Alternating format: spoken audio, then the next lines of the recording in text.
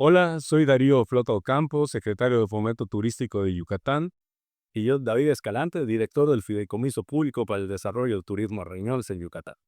Queremos invitarlos a visitarnos en la 37ª edición del Congreso Internacional de Medicina de Urgencias y Reanimación, que se realizará del 17 al 20 de febrero del próximo año 2026, aquí en el Centro Internacional de Congresos de Yucatán. Los esperamos. Yucatán y sus sublimes fuentes de agua, sagrado elemento de los mayas de ayer y de hoy y de siempre. Yucatán y sus pueblos tan parecidos, pero no iguales. Cada aroma, cada sabor y cada color se perciben de manera singular. Yucatán y nuestra calidad humana en cada rincón del estado. Yucatán y sus sitios arqueológicos, centinelas del tiempo y testigos de la grandeza de la civilización maya. Yucatán y sus verdes brillantes de la selva baja y de su planicie, de sus amarillos deslumbrantes de los atardeceres de su costa y sus noches mágicas y estrelladas. Yucatán y Mérida, la ciudad blanca, su capital, que es multidiversa, que nunca ha dejado de ser cosmopolita y que en cada calle se amalgama pasado, presente y futuro. Yucatán, la tierra del Mayab, la de los escogidos, la tierra donde sonreímos y nos damos todo por los demás. En esta tierra expresamos nuestra empatía con un saludo sagrado, Inlaquech, que significa yo soy otro tú, al que se contesta Halaken, que significa tú eres otro yo. Manifestando así la conexión que existe entre cada uno de nosotros.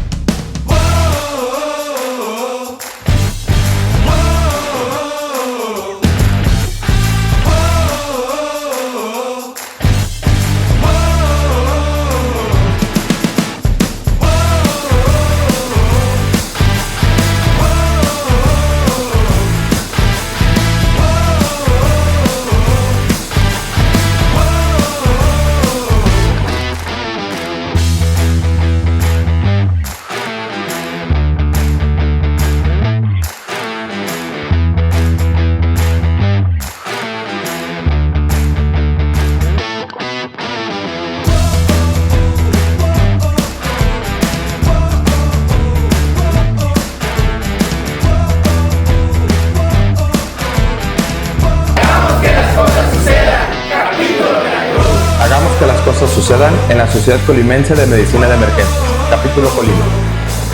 Hagamos que las cosas sucedan en el capítulo Nayarit. Hagamos que las cosas sucedan en la Sociedad Mexicana de Medicina de Emergencias.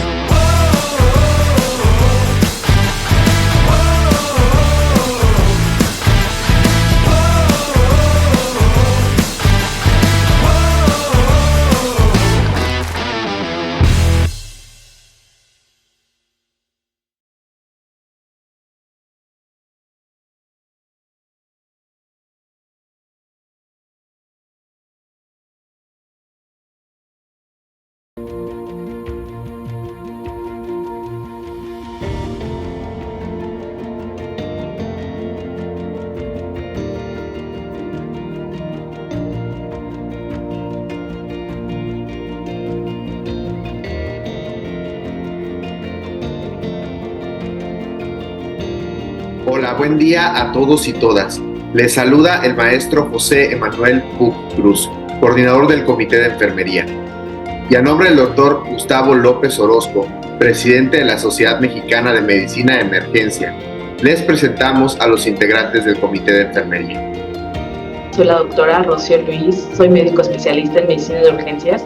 Soy licenciado en enfermería Alex Cruz Toledo. Soy especialista en cuidados críticos, maestrante en educación para la salud. Hola, soy el licenciado Ángel Quintal Valdés, enfermero especialista en terapia intensiva. Soy la licenciada en enfermería Emily Cervantes, especialista en cuidados intensivos. Mi nombre es Jorge Luis Juárez Jacome, soy licenciado en enfermería y especialista en urgencias y emergencias. Soy la maestra Venus Honora García. Soy la maestra Carla Domínguez Romero. Recuerden que como enfermeros en las salas de emergencias nos ofrecen enormes beneficios al afiliarse a esta sociedad creada para todos y cada uno de ustedes. Saludos y hagamos que las cosas sucedan. Hagamos que las cosas sucedan. Hagamos que las cosas sucedan. Hagamos que las cosas sucedan. Hagamos que las cosas sucedan. Hagamos que las cosas sucedan. Hagamos que las cosas sucedan. Hagamos que las cosas sucedan.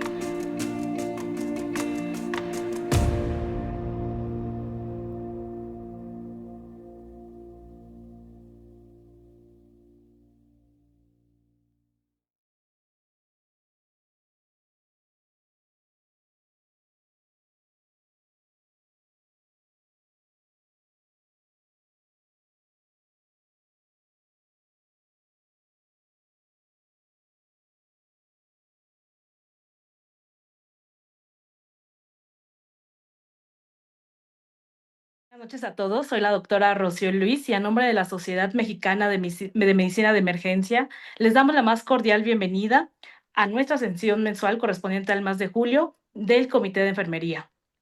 El tema que nos convoca el día de hoy es de gran relevancia para quienes trabajamos en el ámbito prehospitalario y hospitalario, la restricción del movimiento espinal.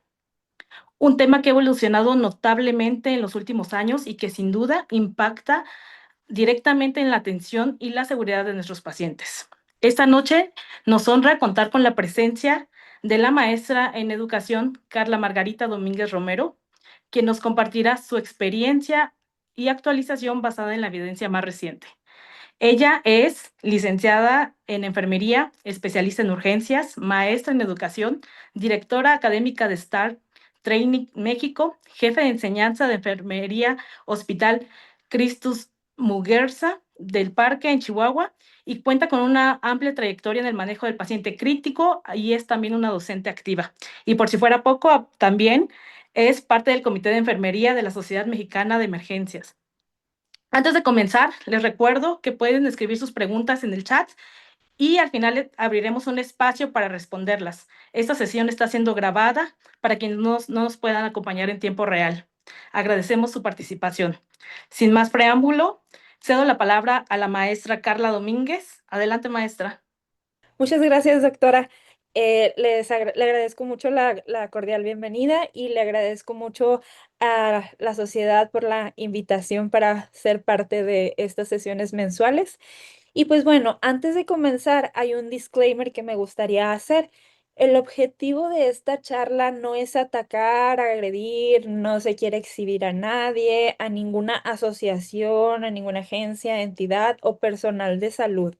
Esto es muy importante porque todavía habemos personas que no hemos cambiado nuestra práctica en la actualidad. Entonces, la finalidad de esta charla únicamente es promover la medicina basada en evidencia, por lo que les pido que mantengamos nuestra mente abierta, que mantengamos una postura crítica sobre lo que vamos a platicar y todo lo que ustedes ya saben para que podamos hacer un acervo de conocimientos y entonces llegar a un juicio clínico sobre lo que es mejor para nuestros pacientes. Y pues como ahorita lo mencionaba la doctora Rocío, muchos podrían pensar que este es un tema que atañe en su mayoría al prehospital.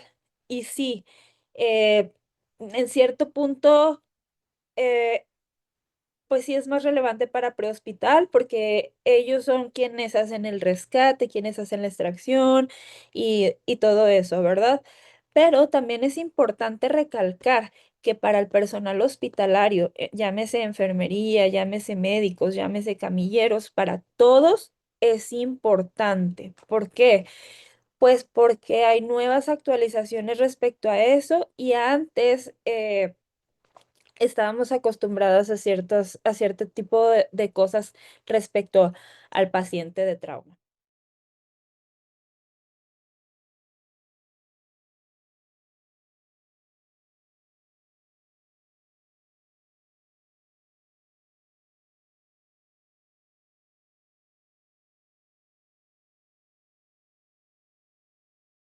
Y pues bueno, como enfermeros y enfermeras, ¿cuántas veces hemos visto a nuestros pacientes en los pasillos de urgencias, en las camillas, todos inmovilizados, esperando a que les tomen una placa de rayos X?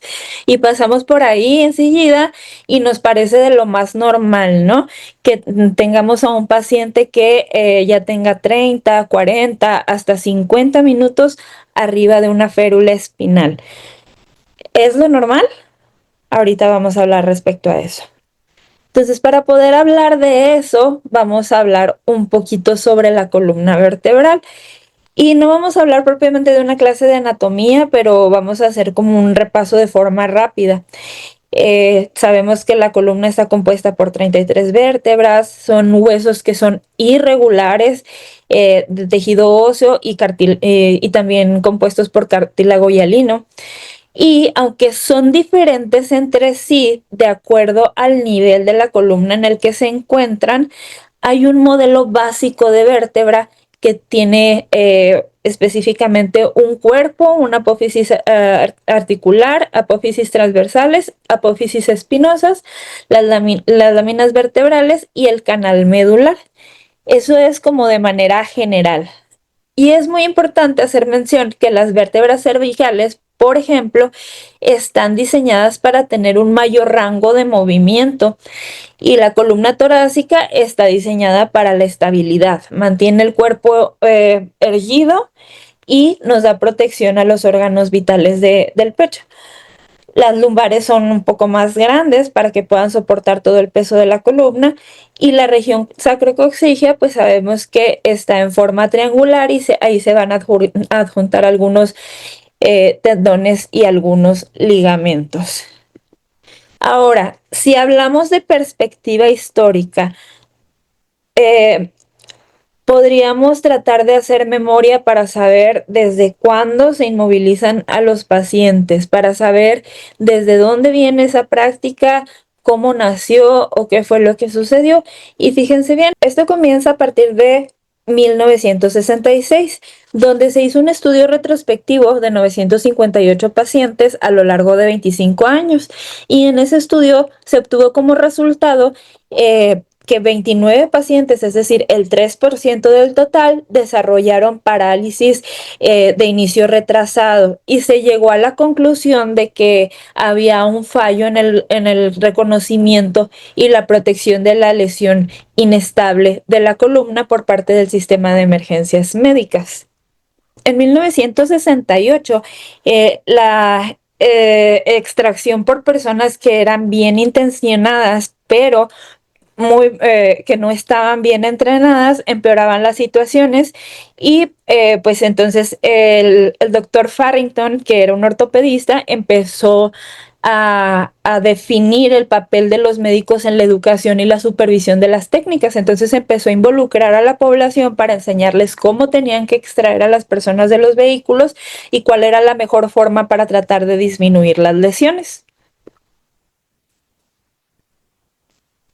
Y en 1971 más o menos, se fijaría el estándar de cuidados médicos de emergencias en Estados Unidos, lo que todos los paramédicos conocemos como el libro naranja, que es nuestro gold standard. Y aquí pues ya se aboga por la inmovilización espinal en los pacientes que presentan signos y síntomas de sospecha de lesión espinal. Aquí se empieza a marcar la pauta de dichos protocolos. Y pues bueno, ya en 1979 la inmovilización espinal se adopta formalmente de acuerdo al mecanismo de lesión de cada uno de los pacientes. Entonces, si se fijan, ya tenemos bastante camino recorrido respecto a esto. ¿Qué nos han enseñado a nosotros como personal de salud? Bueno, como personal de salud nos han enseñado que cualquier movimiento de la cabeza y del cuello puede causar lesiones adicionales a nuestro paciente o incluso que ya pueden empeorar las que son existentes. A lo mejor mi paciente no tenía nada, pero como solté el cuello antes de movilizarlo, pues ya le causó una lesión. También nos han enseñado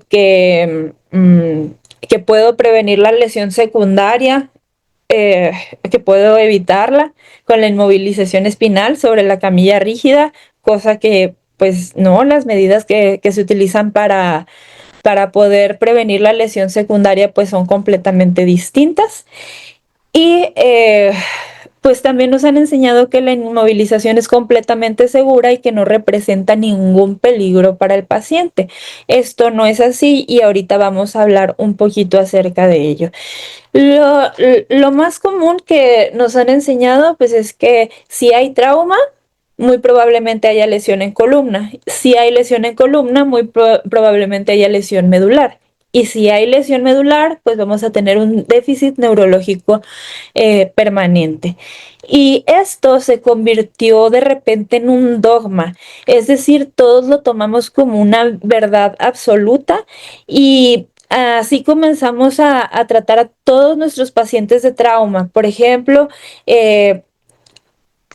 con el collarín a veces el personal no está familiarizado con su correcta colocación o con la correcta medición, pero igual lo ponemos porque, pues, por si las dudas, ¿no?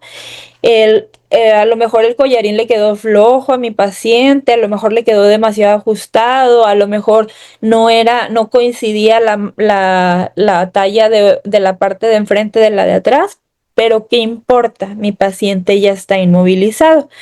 Entonces, la colocación del collarín muchas veces nos lleva a reemplazar una buena asistencia prehospitalaria, porque nos enfocamos específicamente en colocar este tipo de dispositivos en vez de brindar la atención de soporte vital que realmente necesita el paciente.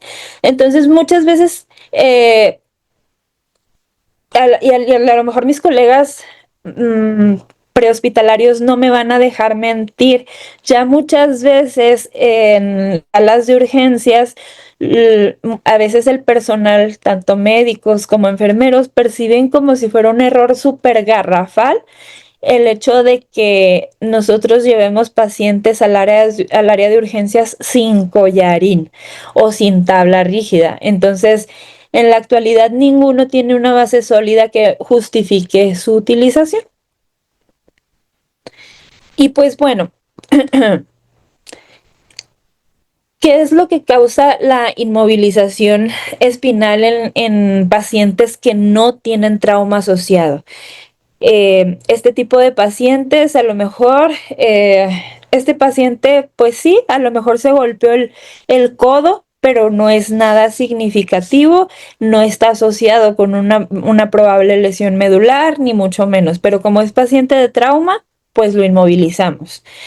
Entonces, ¿cuáles van a ser las consecuencias? La primera, disminución de capacidades pulmonares. Esto es porque si ustedes observan, tenemos cintas que hacen que sujete al cuerpo de la persona. Entonces, las que van justo en el tórax hacen que disminuya la capacidad pulmonar.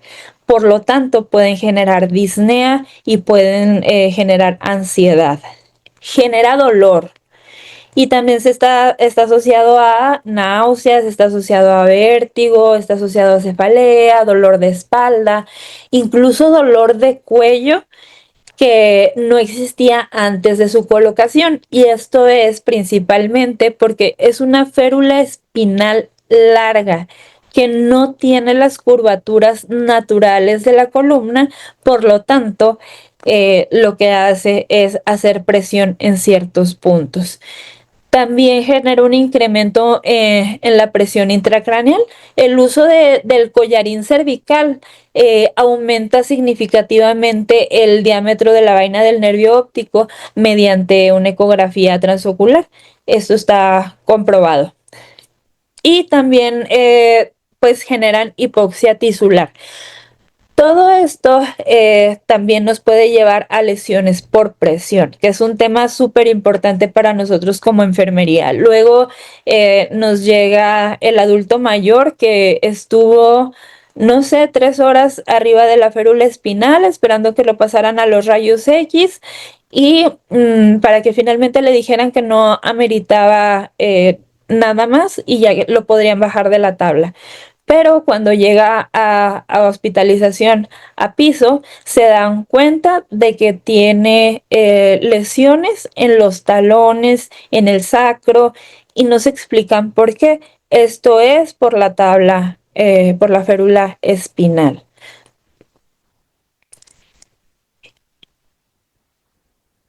Y pues bueno, dentro de la inmovilización espinal, pues en el Hospital Universitario de Nuevo México empezó a llevar a todos los pacientes inmovilizados, mientras que el Hospital Universitario de Malasia no se llevó a ninguno inmovilizado. ¿Y qué creen? Se informó mayor discapacidad neurológica en los pacientes que sí estaban inmovilizados. Ahorita vamos a discutir un poquito por qué. En cuanto a los pacientes pediátricos que llegaban inmovilizados al hospital, se registró que este tipo de pacientes sufrían más dolor, se les tomaban más radiografías cervicales, 56% contra 13%, más ingresos al hospital, 41% contra 13.4%. Y pues el uso de un protocolo de restricción de movimiento espinal en lugar de inmovilización espinal no se asocia al incremento en las tasas de lesión en la médula espinal. Y bueno, la inmovilización en trauma penetrante, podríamos pensar que a lo mejor es distinto, pero no, al contrario, es muchísimo más perjudicial. Aquí las heridas por arma de fuego en cráneo, pues realmente no tienen una lesión indirecta cervical, y hay más intentos de intubación endotraqueal por el hecho de que tienen colocado el collarín cervical. Y en traumatismos por arma de fuego en torso, la inmovilización no tiene ningún beneficio específicamente, y más contando con lo que les comentaba acerca de la disminución de la capacidad pulmonar. En 57.523 pacientes con trauma contuso y penetrante, ningún paciente con lesión penetrante en médula que fue intervenido quirúrgicamente tuvo recuperación neurológica. Y la inmovilización cervical realmente está asociada con riesgo de muerte cuando hablamos de trauma penetrante. En 4.204 pacientes con heridas por arma de fuego en cabeza, cuello o torso, 327 tuvieron lesión de columna, de los cuales solo 133 tuvieron una lesión en médula, pero ninguno tuvo una lesión espinal inestable y solo 2 necesitaron cirugía.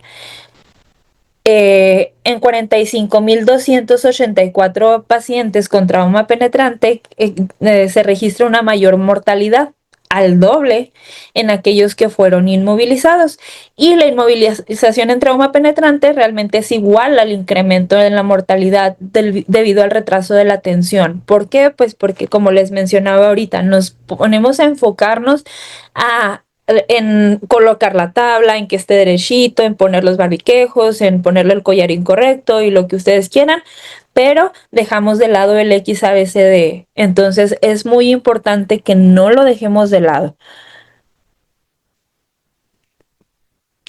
Y pues bueno, la lesión medular es rara, pero sí existe. Las lesiones están presentes en del 2 al 4% de las víctimas de todos los accidentes, y más de la mitad de las veces se localizan en la región cervical. La mayoría de las lesiones en columna vertebral son estables. ¿Qué quiere decir? Que no va a pasar absolutamente nada porque todavía tenemos rango de movimiento y nos permite todavía cubrir esa médula espinal. El promedio de las fracturas cervicales en pacientes con lesiones traumáticas severas es bajo, realmente del 2 al 25%, y el promedio de fracturas cervicales inestables es más bajo aún, como les decía ahorita, del 1 al 2%. Y pues bueno, como la mayoría de estas se encuentran en la región cervical, la verdad es que de esos nada más el 20% tiene lesión en la médula, y 1 millón de pacientes fueron evaluados por lesiones en columna en Estados Unidos, y de todos esos pacientes, solo del 2 al 3% de estos pacientes tuvieron lesiones en columna vertebral, y la gran mayoría tenían lesiones que eran estables. Entonces, sí existe la lesión medular, es rara, pero tampoco es muy fatal. Vamos a hablar un poquito más acerca de ella, de la biomecánica de las lesiones medulares. Al caer de un árbol, una manzana golpea el piso con una fuerza que es equivalente a 1 newton de fuerza. Y aquí les pongo, se requieren de 2.000 a 6.000 newtons para fracturar cervicales, lo que equivale de 205 kilos a 637 kilogramos. Las lesiones en las vértebras son causadas por la energía, por esta fuerza que les estoy mencionando en este momento, ya sean golpes, caídas, disparos, colisiones, no por el movimiento. Entonces, esa es una falsa creencia que teníamos. Decíamos, si yo giro a mi paciente con sospecha de lesión cervical, lo voy a fracturar. Y pues no. Las lesiones espinales son menores y sin amenaza a la médula, o son menores y sin amenaza a la médula, o van a ser catastróficas con lesión medular irreversible.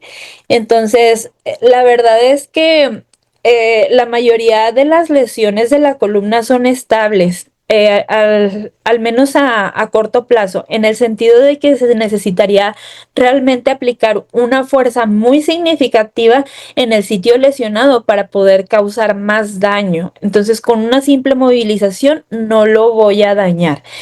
Las lesiones que están completamente inestables, es decir, aquellas que esencialmente ya no tienen más resistencia al movimiento que los segmentos que no están lesionados, los pedacitos que no se quebraron, esas son las que generalmente causan daños irreparables en el paciente, y eso sucede normalmente en el momento del evento que produjo la lesión.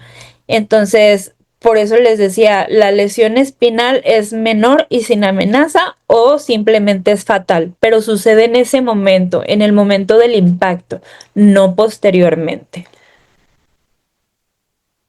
Ahora, ¿qué podemos hacer nosotros como enfermería ahora que ya sabemos que no es necesario que mantengamos a nuestros pacientes dentro de estos dispositivos todo el tiempo en lo que esperamos los rayos X o demás? Bueno, pues hay ciertas evaluaciones que podemos hacer a nuestro paciente para ir adelantando. Son evaluaciones neurológicas que nos van a ayudar muchísimo para poder dar seguimiento y tratamiento a nuestro paciente. Es súper esencial la documentación temprana de la sensibilidad y de la fuerza que tiene mi paciente en este momento, porque puede irse deteriorando. Entonces nos permite evaluar si hay mejoría o si hay deterioro neurológico en las evaluaciones subsecuentes. Entonces podemos evaluar los dermatomas y los miotomas, que los dermatomas son las áreas de la piel que están inervadas por los axones sensitivos de una raíz nerviosa particular. Y los miotomas, cada segmento de raíz nerviosa inerva más de un músculo, y la mayoría de los músculos están inervados por más de una raíz, por lo general 2. Ahora, la fuerza muscular debe de ser evaluada en ambos lados en una escala de 6 puntos, es decir, se va a medir de 0 al 5, desde la fuerza normal a la parálisis, y se debe de evaluar la contracción voluntaria del esfínter externo del ano a través del tacto rectal. Es muy sencillo en los pacientes que no tienen déficit neurológico, en los pacientes que no tienen dolor, en los pacientes que tal vez no tienen trastornos de sensibilidad, o en los pacientes que no están intoxicados o que no tienen alguna otra lesión. el verdadero reto es en ese tipo de pacientes. Entonces siempre hay que preguntar cuál es el estado basal del paciente a los familiares. Y en esos casos, cuando no lo tengamos, pues hay que hacer estudios de imagen complementarios. También tenemos otra evaluación, a lo mejor muchos la conocen. Existe la hoja de registro de International Standards for Neurological Classification of Spinal Cord Injury. Está publicada por la American Spinal Injury Association, ASIA, y puede ser utilizada para que podamos documentar un examen sensitivo y motor. Esta no solamente es de uso médico, digo, que más médicos que enfermeros la conozcan, sí, pero nos podemos ayudar de ellos y les podemos pedir ayuda para que nos enseñen a llenarla y poder trabajar en conjunto. Entonces, a mí me parece una muy buena oportunidad para que empecemos a trabajar en equipo. Entonces, es información que es muy detallada del examen neurológico del paciente. Tiene consideraciones como que el dolor puede afectar el resultado del examen sensitivo y motor, y pues se debe de considerar repetir el examen, y se tiene que repetir tantas veces como sea necesario. También algunos pacientes pueden observar la exploración, por lo que pueden alterar los hallazgos, es decir, ya saben lo que les van a preguntar, entonces hacen trampa. Entonces eso también nos podría mermar o sesgar un poquito la información. Y el nivel de conciencia de los pacientes pues limita su capacidad para realizar una exploración neurológica definitiva. Siempre hay que sospechar la presencia de una lesión. Y pues obviamente hay que restringir el movimiento de la columna vertebral mientras se manejan las lesiones que amenazan la vida. Ahorita les voy a explicar. Muchos pensarán, pero tú nos acabas de decir que ya no se debe de inmovilizar, perdón. Sí, inmovilizar no, restringir el movimiento sí, son cosas distintas. Y pues bueno, también para el retiro temprano de dispositivos y para determinar decisiones radiológicas, pues existen instrumentos como Nexus, que es un instrumento de decisión. Está súper simple y está basado en criterios clínicos que nos pueden ayudar a identificar de manera confiable qué pacientes necesitan una radiografía de columna después de un traumatismo cerrado. Y posteriormente, el personal de prehospital empezó a adoptar este tipo de criterios para poder tomar decisiones de retiro de dispositivo. Y también tenemos la C-Spine Rule, que el objetivo de esta fue crear una regla de decisión clínica que sea altamente sensible para que podamos detectar la lesión espinal cervical aguda y permitir a los médicos de las salas de emergencias que sean más selectivos en el uso de los recursos como radiografías y sobre todo para los pacientes de urgencias. Y pues bueno, les decía, entonces, ¿cómo le vamos a hacer? Si no puedo inmovilizar a mi paciente, ¿qué hago? Bueno, voy a restringir el movimiento espinal. ¿Cómo lo hago? Con el colchón de la camilla. El colchón de la camilla se adapta a la curvatura natural de la columna, y con eso está perfecto. La posición que el paciente elija también está perfecta. Entonces, la restricción se refiere a que vamos a limitar el movimiento. Le podemos explicar a la persona que se lastimó el cuello y que lo mejor es que trate de no moverlo mucho, y la persona realmente sola se va a limitar hasta donde le duela. Entonces, esas son nuestras opciones a realizar. Ahora, ¿cuáles son los beneficios de eliminar las férulas espinales largas? Bueno, pues son muchos. Primero, pues priorizamos la reanimación de los pacientes. Muchísima comodidad más para mi paciente porque no siente que se está ahogando, no le calan las cintillas, no siente que tal vez le falte el aire. Tengo mejor acceso al paciente para poder canalizarlo, para poder tomar signos vitales, disminución de costos, porque pues ya en las salas de urgencias ven que no llega con tabla y con collar y por lo tanto pues disminuye la probabilidad de que se le pidan rayos X. Menor exposición a radiación de los pacientes y menor riesgo de desarrollar lesiones por presión. También de los beneficios que tenemos es que pues superamos los dogmas, esa cultura institucional que se ha venido arrastrando desde hace mucho tiempo de siempre lo hemos hecho así. Superar esas tradiciones que son larguísimas, educativas, y ya por fin empatarlas con la realidad, porque muchas veces no nos sirve de mucho estarnos actualizando acá en el mundo real si en la escuela todavía, perdón, siguen haciendo esas prácticas o les siguen enseñando la parte de inmovilización. O viceversa, en la escuela les están enseñando que ya no se debe de hacer, pero nosotros en el hospital seguimos haciéndolo. Entonces, de las desventajas, pues es que los dispositivos de las férulas espinales ya se encuentran disponibles en los centros de trabajo. O sea, ¿cuánto tiempo tardamos en equipar todos los hospitales con férulas rígidas? Y ahora me están diciendo, oye, no, pues las tienes que quitar. Y no es necesariamente que las tiren. Recuerde que la férula espinal nos puede servir como medio de transporte para pacientes. Entonces, no se deben de tirar a la basura. Y pues también es difícil a veces que podamos obtener las alternativas, como por ejemplo la tabla scoop o el colchón de vacío. Y la verdad es que no existe ninguna uniformidad en los cuidados espinales entre el personal.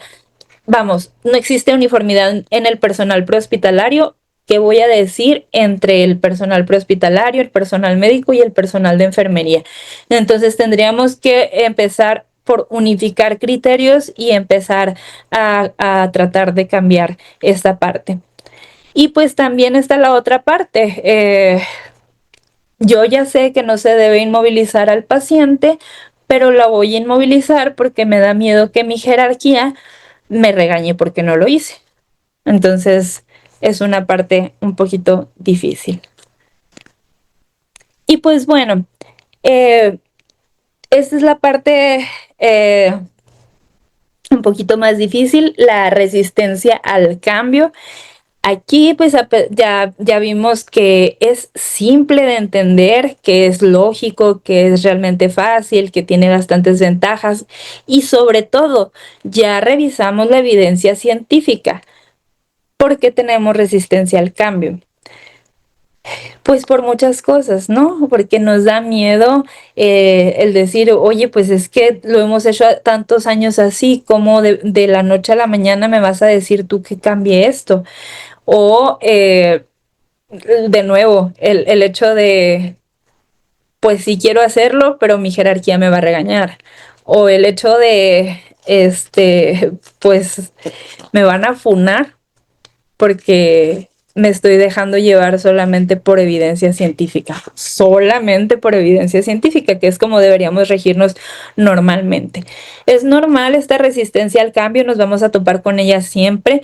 Creo que lo más importante es que esa resistencia al cambio se combata con más información y con el ejemplo. Específicamente con evidencia científica. Les voy a compartir al final de la sesión un compendio de algunos artículos de donde tomé mi información para que ustedes puedan ver cuáles son las referencias y cuáles son los beneficios y no beneficios de la colocación de la férula espinal. Y por último, las personas que están lo suficientemente locas como para pensar que pueden cambiar el mundo son las que lo hacen. Gracias.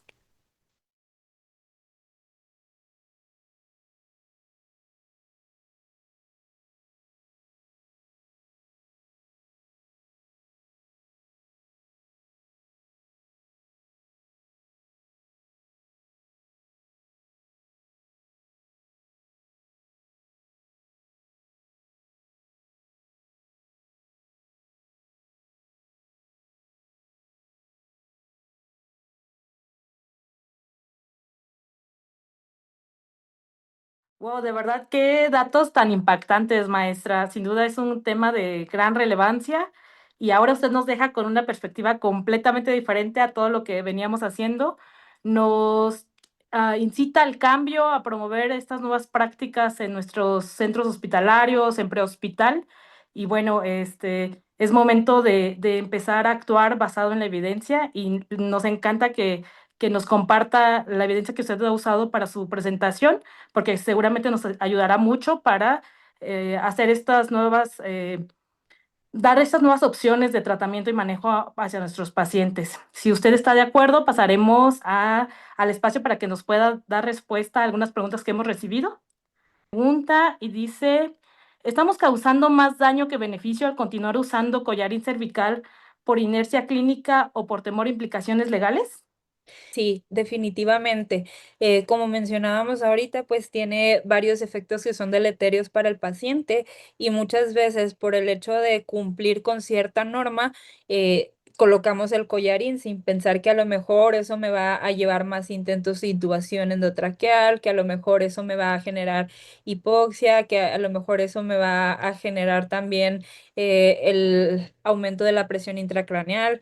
Entonces, sí, definitivamente sí causamos más daño. La segunda pregunta sería, ¿cuál es la mayor diferencia entre los centros hospitalarios que usan collarín rutinariamente y los que ya han adoptado nuevas prácticas? Pues yo creo que la mayor diferencia entre este tipo de centros es que unos ya están tratando de vencer la resistencia al cambio.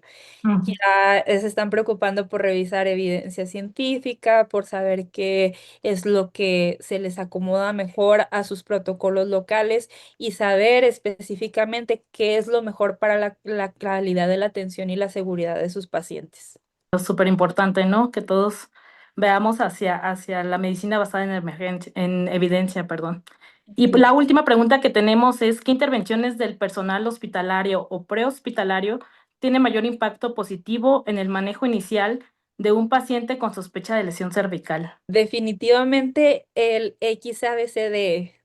Eso va a ser lo primero. Si no tengo todo eso cubierto, no tengo paciente. Entonces, esas son las intervenciones que van a marcar la diferencia y ya después me puedo preocupar por todo lo demás. Bueno, maestra, pues muchísimas gracias. A nombre del doctor Gustavo López Orozco, presidente de la Sociedad Mexicana de Medicina de Emergencias, quiero expresarle un profundo agradecimiento por compartir con nosotros esta información actualizada y herramientas prácticas que sin duda impactarán positivamente en nuestra toma de decisiones al momento de abordar pues este tipo de pacientes. Muchas gracias, maestra. Muchas gracias y buenas noches. Del Comité de Enfermería de la Sociedad Mexicana de Medicina de Emergencia. A todos los asistentes, gracias por su participación activa, por las preguntas en el chat. Los invitamos a seguirnos en todas nuestras redes sociales y a unirse a nuestro grupo de WhatsApp para que se mantengan informados de todas nuestras actividades. Les recordamos que esta sesión estará grabada y disponible en los próximos días y que ya estamos preparando la próxima. Hasta la próxima. Hagamos que las cosas sucedan.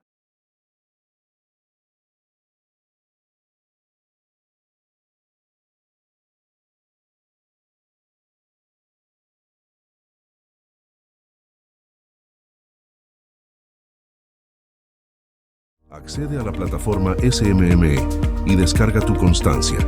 Solo socios vigentes.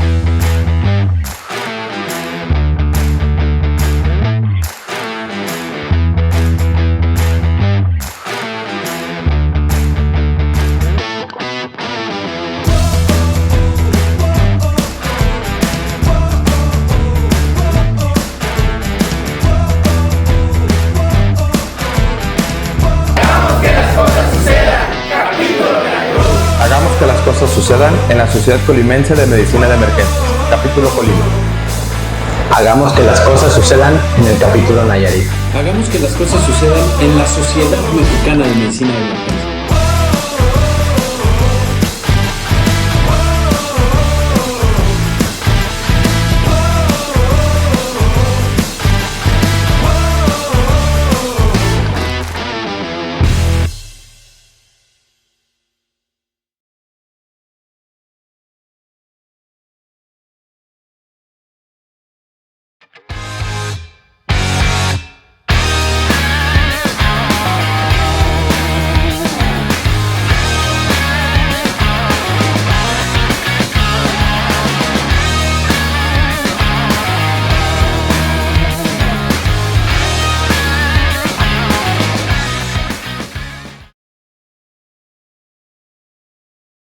Hola, soy Darío Flota Ocampo, secretario de Fomento Turístico de Yucatán, y yo, David Escalante, director del Fideicomiso Público para el Desarrollo del Turismo Arreñoles en Yucatán.